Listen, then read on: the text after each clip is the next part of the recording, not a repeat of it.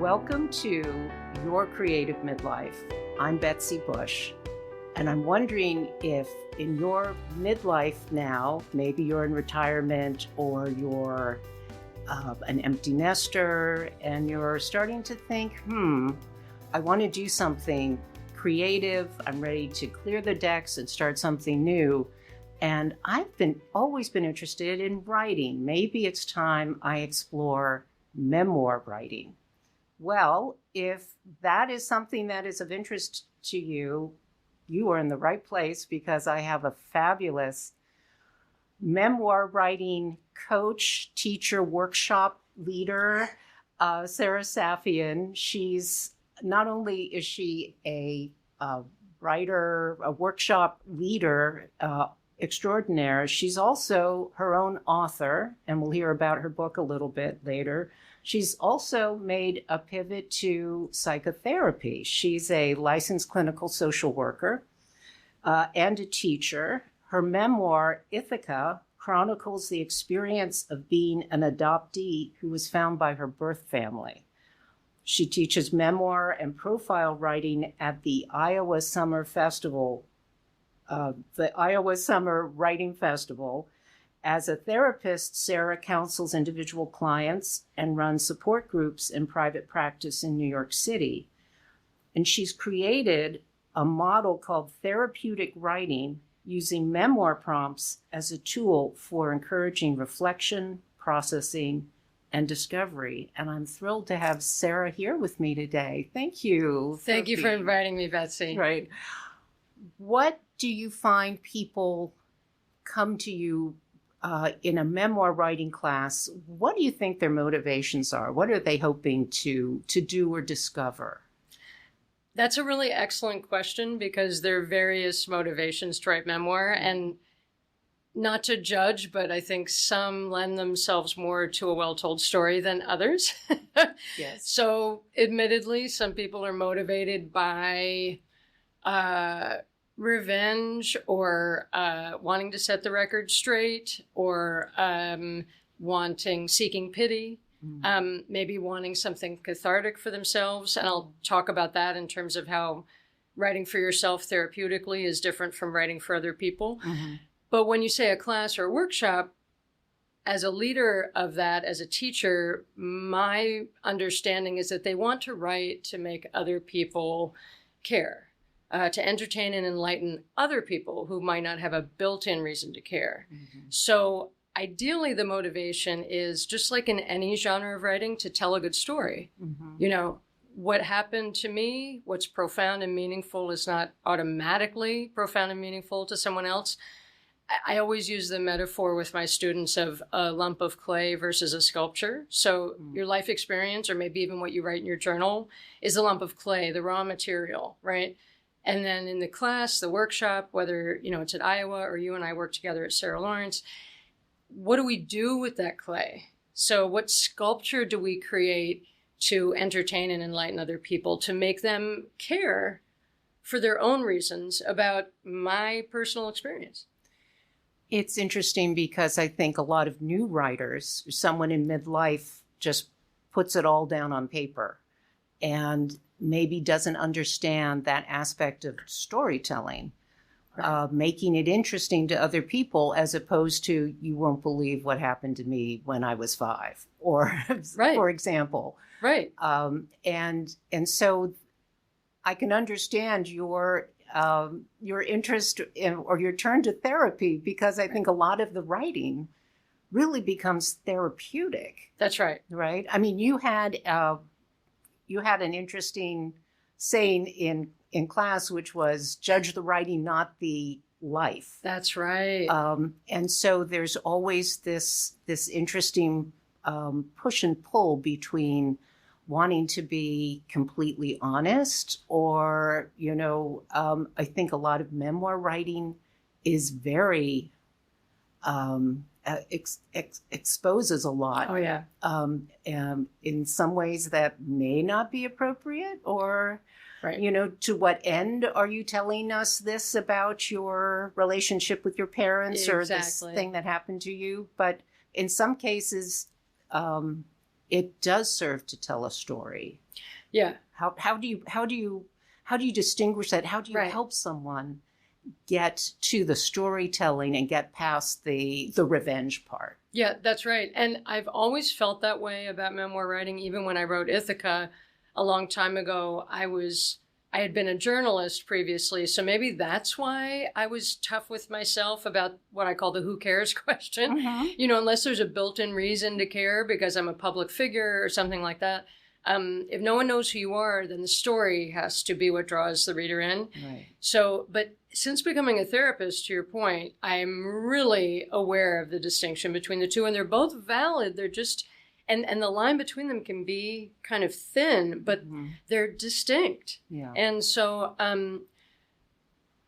all the more I make the distinction, and I'm glad you remembered, like critique the work and not the life, because I think that just helps everyone feel safe. So in other words, if I'm, again, in a memoir workshop, not a support group, not a therapy environment, I make that point sometimes, and it may feel artificial, but when we're workshopping someone's piece, we might say, refer to the protagonist in the third person, like the narrator or the main character, or she, he, or they, and not addressing the author directly as you, which can feel more confronting and can blur that line more. Mm-hmm. And so what's important is all that we have the right or the access to critique is the words on the page. Mm-hmm. So what do we think about that?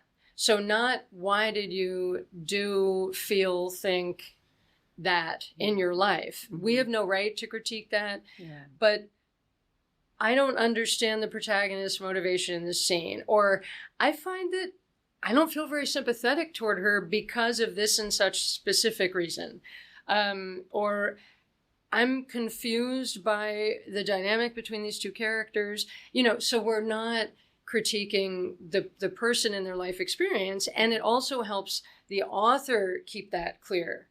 That, well, it's clear to me because it happened to me, but I'm not communicating it clearly. Good for me to know as a writer, as a human being who had the experience, that's another category. Yeah. So, and sometimes I've had, and because the line is thin and fuzzy sometimes, I've had students in workshop in Iowa who are not emotionally ready. And that's not a flaw. It's simply not the right environment. If all you can tolerate is either this is brilliant and amazing and beautiful, just heaping praise on the work, or, oh, that sounds so hard, I feel so bad for you. If that's all the feedback you can tolerate, you're probably not ready to write about your life experience for other readers, and I've had some tough conversations with people at Iowa, and they say, well, this traumatic event happened 10 years ago. I've been in so much therapy and I really want to put my story out there. And I say, listen, I'm a therapist. I get it. And it's not a flaw of your writing. I can just tell how close you are to the material still. In other words, like you said, a lot of memoir is raw and exposing, and that can be very dramatic and very effective storytelling. But the author, the person sitting with the pen or at the keyboard, hopefully is not in the same emotional place as the protagonist. As memoirists, we're both the storyteller and the main character, but can they be in different emotional places? So we could tell about the rawness of our former selves, but hopefully we're not writing and like reeling with the drama still, right? I remember reading Frank McCourt, who wrote Angela's Ashes, saying he wrote that book when he retired. I think at 65, 66. Yeah. And he told an interviewer, I couldn't have written this book earlier in my life because it would have been too bitter. Yes, I know. And he was, it's such a wonderful book. And I think it really took the world by storm that he could relay what was really a Dickensian childhood in so many ways. But he was able to incorporate so much humor, understanding and perspective, and it really coming up with a great book that if he had written it, as he said, a few years before, it wouldn't have been the same book. That's right. And he's right. And we have to honor the space for multiple truths. I mean, definitely multiple truths among, family members or loved ones or characters in the memoir. So, if I tell a memoir and my, father writes about the same experience, it may and kind of should be different because we have different perspectives. Similarly, when we choose to write, we are different. Our perspectives change. So I've heard that quote from him. I had the opportunity to interview him when I was a journalist, which was so fruitful. Wow. I loved Angela's Ashes like everyone else. And he does have humor in it. He does, but it is heartbreaking too. Yes. It's not like he's sugarcoating it or diminishing the drama and the Dickensian nature, indeed. But he has that emotional detachment to tell the story without sounding self-pitying, or he, as a retired adult, had this great perspective on his childhood in Ireland. Yes. And so the story was that much more effective than if he told it like, when he was in his 20s, for example. Mm-hmm. You're mm-hmm. right. He would have been too bitter. And I think he knew himself well enough. You're kind of ready. My friend and colleague, Hope Edelman, who wrote Motherless Daughters and other wonderful memoir and nonfiction books, says you're ready to write a memoir when you have an understanding of what your experience means. Mm. Like, what's the meaning of it? Not just that it happened, mm-hmm. but what does it mean? And as you said a few minutes ago, why are you telling us this? Right. Why? So I think he understood what it meant. It wasn't just that it had happened, mm-hmm. and it was important to him. That's not enough. Yeah.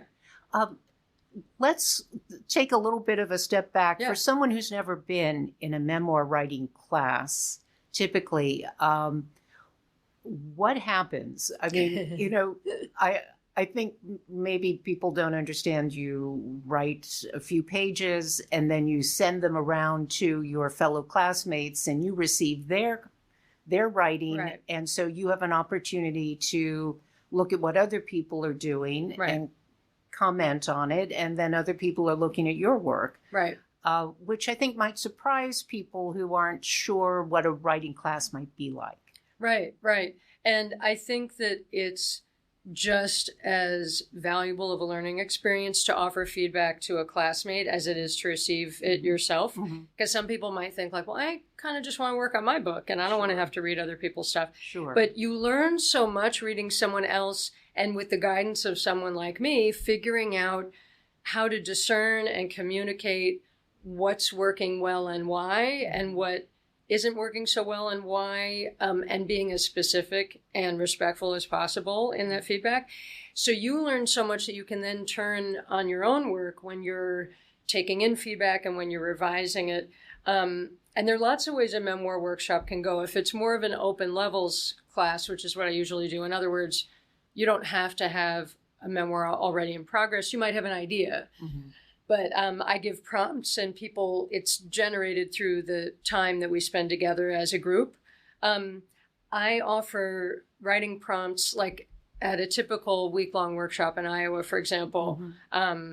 I'll offer a prompt every night and people will write short, just a few pages, and then we'll workshop it the next day. If it's a more advanced workshop, I've done personal essay and full-length memoir, then they'll bring in pages they've written in advance and we'll spend more time workshopping. So what's interesting to me as a therapist is, you mentioned my therapeutic writing approach, which is not new to me. There are other therapists who've done this under other names in the past, but it really combines my areas of experience and interest. And I use the same prompts for therapy students or in support therapy clients or support groups or for, craft workshop students. But it's for a different purpose. Mm-hmm. So, if I say, well, why don't you write a letter to that family member you're estranged from? Or why don't you write about that childhood experience in the present tense to put yourself back in that immediate moment? Or what if you write about that past experience from the other person's perspective to get a more 360-degree view of the situation? It's for reflection and introspection for a therapy client. For a workshop student who's trying to tell a story for other people, it's to prompt that creativity. Mm-hmm. So same same writing prompt, but for a different goal, for a different end, if that makes sense. Do you find that people are scared to write things down? Like, if I wrote about that, so-and-so would be mad at me or would dispute this or that sort of thing? Because Right. I find that there's probably a lot of self-editing. I'm not even going to put it down on paper. Right. Definitely. And I actually have a lecture I give at Iowa, and there's a recording of it on my website that I titled The Politics of Writing About Loved Ones. Because how do you navigate those real life relationships when your characters are based on those people who may have thoughts and feelings about how they're depicted or how that situation went down. And, fiction writers' characters arguably don't like talk back to the author so much, right? And in terms of the self-editing, you're right. Like, I'm not even going to put it down. I really try to encourage students and, beginning memoir writers, put it down and no one has to see it or even know about it until you decide. Yeah. Like, don't censor yourself prematurely. And the other thing, and there people disagree about this. Leonard Lopate thinks that, or Philip Lopate, sorry, his brother, The Art of the Personal Essay, he says, absolutely don't give your writing to your loved ones to read before you publish it. Don't give them that much power. And it depends on the relationships. I can't speak generally, but with Ithaca, I did give it to every family member because I didn't guarantee that I'd make every change they requested, but I felt like I needed them. I would have been much more anxious if it was published and out in bookstores and I couldn't make any changes and then they reacted. Yeah. So I said, I will, read it, don't read it. You have 2 weeks, time. I gave them a time limit and you can tell me what you think and feel. I guarantee I'll hear you out and we'll have a conversation about it at least. And that put everyone at ease. And actually, I think that sometimes was enough power to give a loved one where they ended up not reacting as strongly as they might have if they have felt like, you're writing about me and I don't know what you're putting in it and I can't do anything about it. When they felt heard, they almost felt less of a need for any revisions. Mm-hmm. And by the way, the two don't have to be at odds. And Danny Shapiro, who's a great writer of fiction and nonfiction and a great teacher of writing, talks a lot about artistic integrity versus real life relationships. Do they have to be at odds? And they don't. I was sort of happily surprised at some feedback I got from family members, encouraged revisions I made that actually improved the integrity of the work. They improved the storytelling and also made that person feel better. And if it does both, that's great. Yeah, because I wasn't seeking vengeance. You know what I mean? I'm not trying to hurt anybody, but I also want to stand by my truth. You know what I mean? Sure. So that can be emotionally tricky for everybody, for sure. Well, as I think someone said, and maybe it was you, if someone has their own story to tell, they can write their own memoir. Right. Yeah. I mean, I think Rosalind Carter said that famously to Jimmy Carter when, she wrote her memoir and they were being interviewed together and he said, well, this didn't happen like that. And actually this, and I said that. And she said, Jimmy, this is my memoir. You can write your own. That's great. That's great. Yeah. I'm wondering what are people's expectations coming out of a class? I mean, do people think, oh, I'm going to write something and I'm going to get it published and it's going to be on the New York Times bestseller list, mm-hmm. or are people just content just to have written it, just to have that something has been satisfied? What do you think? Right. What do you think the expectations are? Right. In your class? I think it really ranges, and I am challenged by both extremes of that spectrum because the people who say, "Oh, I'm just doing it for me." Have a harder time taking in feedback along the lines of the who cares question. Like, well, it's just for me anyway. I'm doing it for myself. Well, you're in a workshop, though, so you're at least doing it for the 12 people sitting around this table. Like, we're your audience, so make us care, entertain and enlighten us at least. And then at the other end, when people kind of jump over the craft because they're so intent on publishing, I try to I'm like, good to be ambitious, and I will help you tell a story that other people will care about. But we have to focus on the craft first. Like, we have to write before we talk about how we put it out there. You have to have something to put out there. So, you know what I mean? Some people are accelerating it, and other people are content just doing it for some catharsis. And that's the only reason. Like, if you get that also, that's great. But if you're in a workshop, then you are sort of tasked with at least making us care, you know, those of us in the workshop, at least, right? Do you find that people come to these workshops, and I have to say I was one who had never really done much writing. Are people naturally good writers, or do you find that is the craft of writing sometimes dismissed by some people as like, oh, I don't need to, you know, put in all these, you know, these extra words. I just want to get the story out. What's your experience in working with people who are not maybe natural writers? I'd put it that way.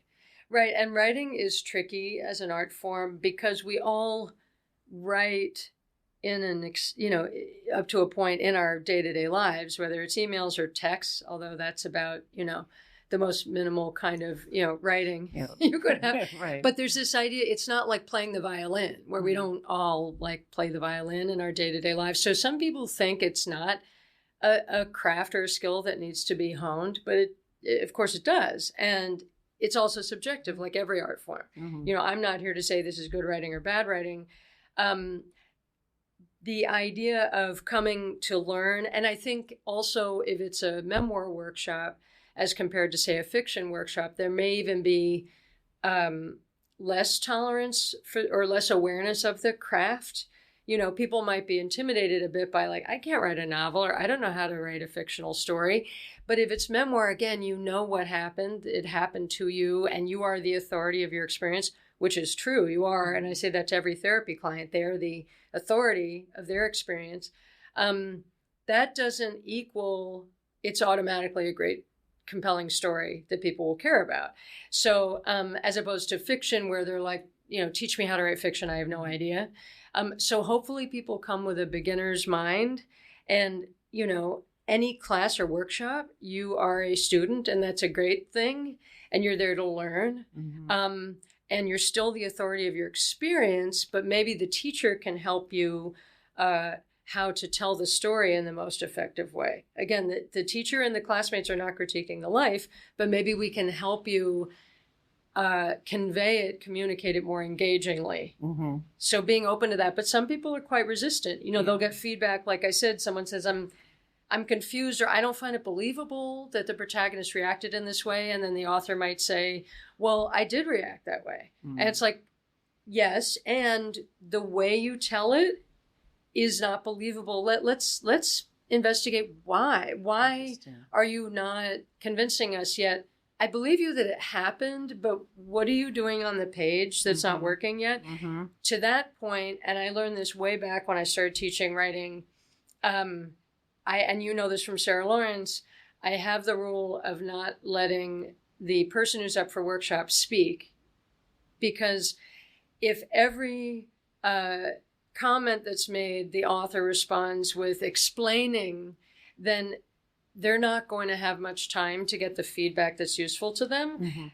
Because again, all you're giving us are the words on the page. So if you need to verbalize, 10 minutes of what else happened in your life, put it here. Exactly. Right. Yeah. Something you're not writing it down, and you can't respond to every single person who might be reading it. And you're not really listening, like just take it in. And then, I let them respond at the end of the entire workshop, but it's very hard. I mean, I see people like, I want to explain. I want to see something. I'm like, wait, you'll get a chance at the end, but like for your own sake, like just, button the lip and listen, Listen, that's hard. That can be really hard. Yeah. Do you find that people want to write before they've actually done much reading? Yes. Yeah. And that is a great point to make. And any workshop I teach, and I learned this in grad school myself, that input affects output. So even, when I teach a weekend workshop at Iowa, 2 days, 8 hours together, it's really short. I still give short reading. You always, and it pertains, of course, to the writing prompts or whatever we're focusing on in the workshop. And I always give a recommended list, which is ever expanding. I take recommendations from students, memoirs that they admire. Mm-hmm. And so I send them off with a long list of memoirs that are excellent in different ways to inspire them. So I think that's crucial, first step of writing is to read as much as possible, any genre. Yeah. And somehow I think that's missing these days, right? Yeah. I heard someone say, we don't need more writers, we need more readers. Yes. Yeah. Yes. And if you're, the whole art of writing something about your life, making someone else care about it. Yes.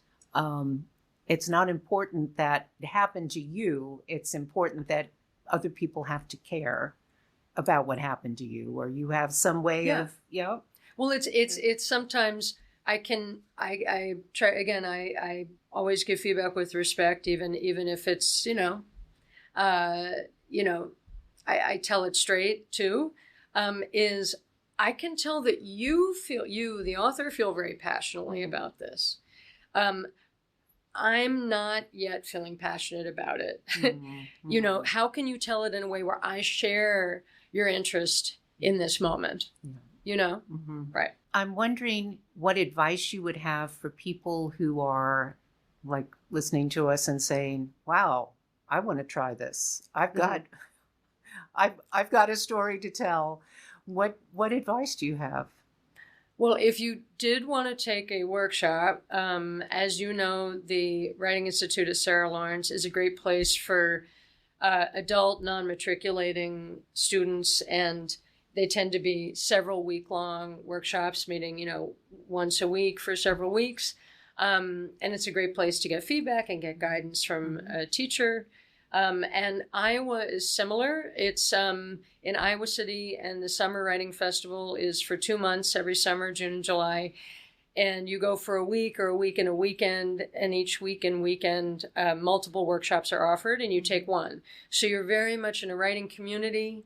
It's IRL, in real life, which is really nice. It's one of the things I missed the most during the pandemic, actually. Sure. I've been teaching there since 2008, other than that hiatus during COVID.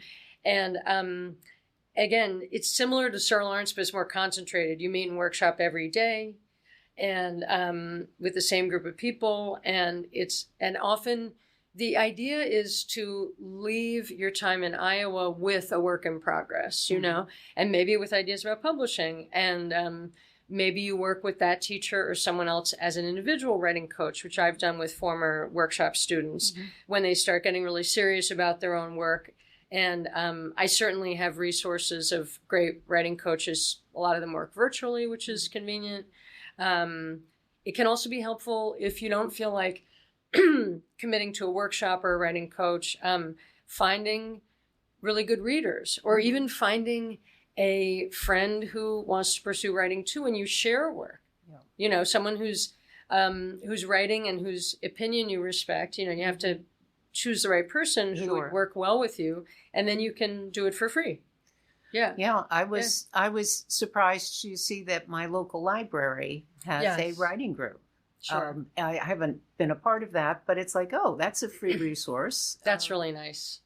So that's nice. Yeah. I'm wondering if we could wrap up by your giving my listeners who might be interested in starting off, could you give us a prompt? Oh, what a great idea. Yeah. A prompt or two. Give us an idea. Sure. Well, I have so many of them, and I come up with new ones all the time. One that is one of my favorites that I mentioned earlier, and which I'm borrowing from Patricia Hampel, who was one of my professors in grad school, was to write about a past experience in the present tense. So, the first step is to choose an interesting, dramatic, watershed moment. Whatever why are you choosing that moment? Why is it important to you? And you might be alone, you might be engaging with other people. Let's say you're 5, let's say you're 16, but it's a while in the past, and you think it's important, but you may be having trouble accessing it emotionally, physical details, circumstances. It's an amazing trick that you play on your brain to help you mine your memories. If I'm writing about something when I was 6, let's say 50 years ago, so, I don't know how clear, you remember it more clearly if it's important to you, but still, what's very interesting is to first write about it in the past tense. In other words, I'm here today in 2025 remembering, which is the more natural tense, because that is the truth. I am here as an adult remembering when I was 6.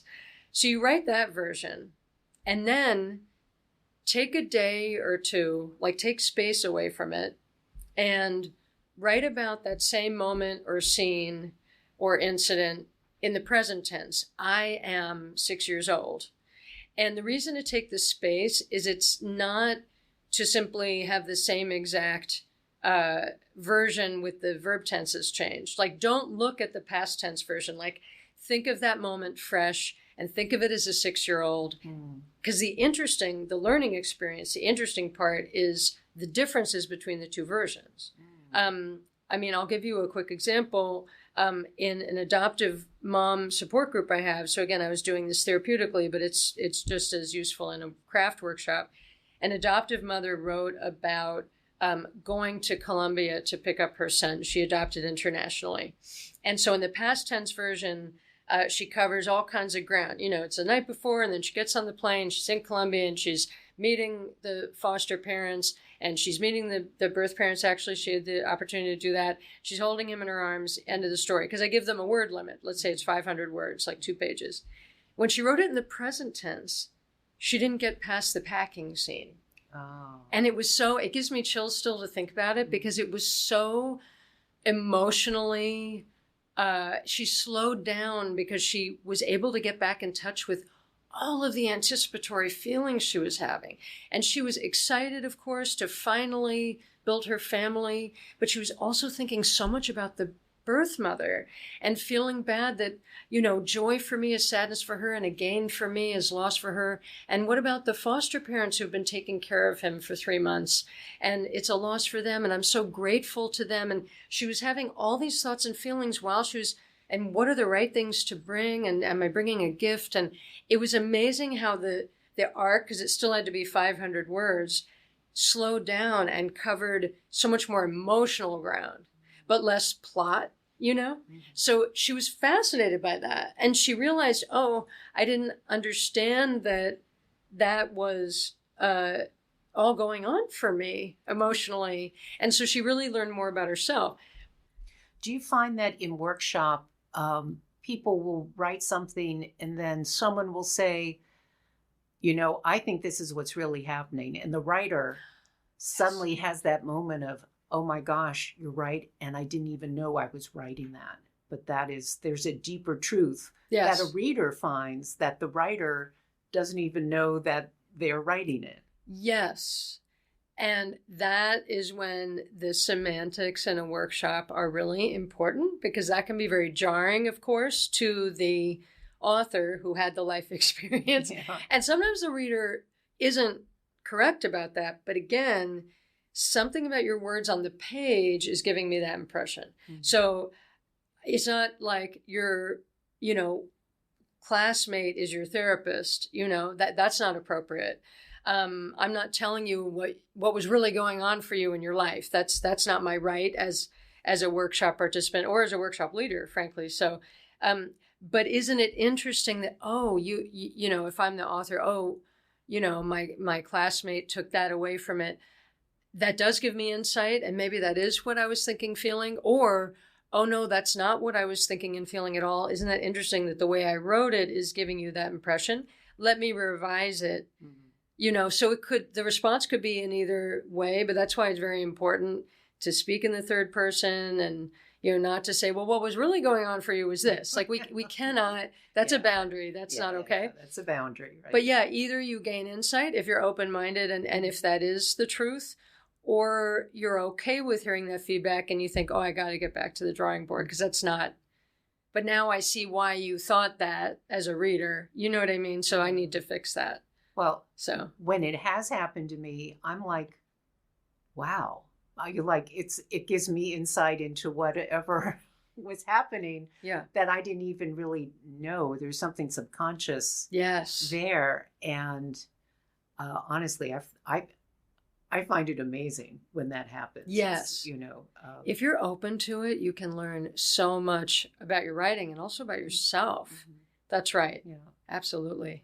Yeah. Sarah Saffian, this has been an amazing conversation, and I feel like we could go on for a long time. Yeah. But I'm so grateful that you came into the studio today to share your amazing insights into writing, and I encourage everyone who's listening, follow some of Sarah's prompts and see what you come up with. It can be a very fulfilling, energizing, thoughtful exercise for us all. And I appreciate your coming in, and thank you so much. Thank you, Betsy. So interesting to talk. Great. Thanks. Thanks.